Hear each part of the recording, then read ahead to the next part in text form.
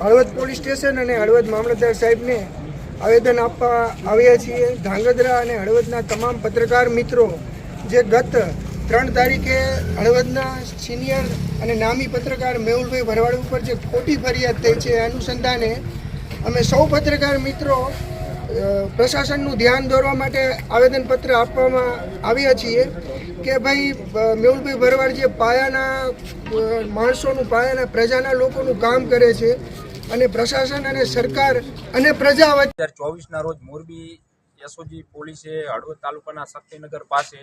Chemical ચોરીની red કરી હતી અને આ રેડમાં જે છે એમાં એ સમયે તો કોઈ આરોપીને દર્શાયા નહોતા અને પાછળથી 3 આરોપીઓના નામ ખુલ્યા હતા, એક ડ્રાઈવર, કુલ 4 આરોપીઓના નામ ખુલ્યા હતા.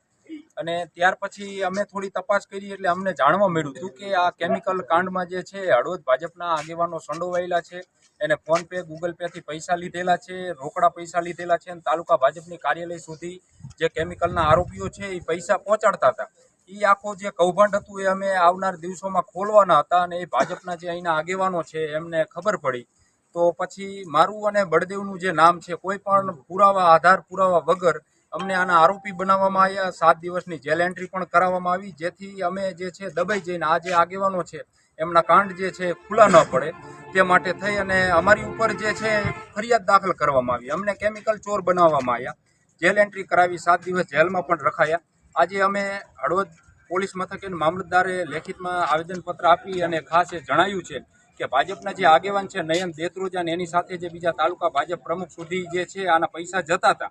તો પછી એને પૈસા લીધા છે, એના ફોનપે, ગૂગલ પે જે છે એના સ્ક્રીનશોટ, એના જે કંઈ મોબાઈલની જે કંઈ ડિટેલ હોય તેની સાથે બેંકની જે ડિટેલ હોય, તો કેમિકલ ચોરીમાં જે મુખ્ય આરોપી છે, મુખ્ય આરોપીએ 17/9/2024ના રોજ હળવદ પોલીસ મથકે લેખિતમાં એનું નિવેદન પણ નોંધાયું છે.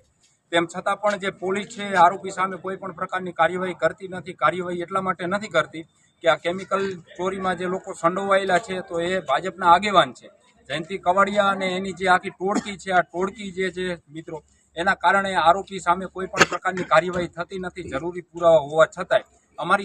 અમારી સામે પુરાવા ન હોવા છતાંય અમારી જે છે રાત્રિના સમયે ધરપકડ કરી, અમને જેલમાં પુરાયા, પુરાવા ન હોવા છતાંય. અને આ જે વ્યક્તિ ભાજપના આગેવાન છે એમના સામે સંપૂર્ણ બધા પુરાવા છે, તેમ છતાં પણ તેની સામે કોઈ કાર્યવાહી કરવામાં આવતી નથી. એટલે ખાસ મિત્રો મારે એક કહેવાનું એ છે કે હળવદ પોલીસ મથકે કે હળવદના પીઆઈ કે હળવદના જે પોલીસ જવાનો છે એ પુરાવા ન હોવા છતાંય અમારી ધરપકડ કરી લે છે ભાજપના આગેવાનોના કહેવાથી. જ્યારે જે આરોપ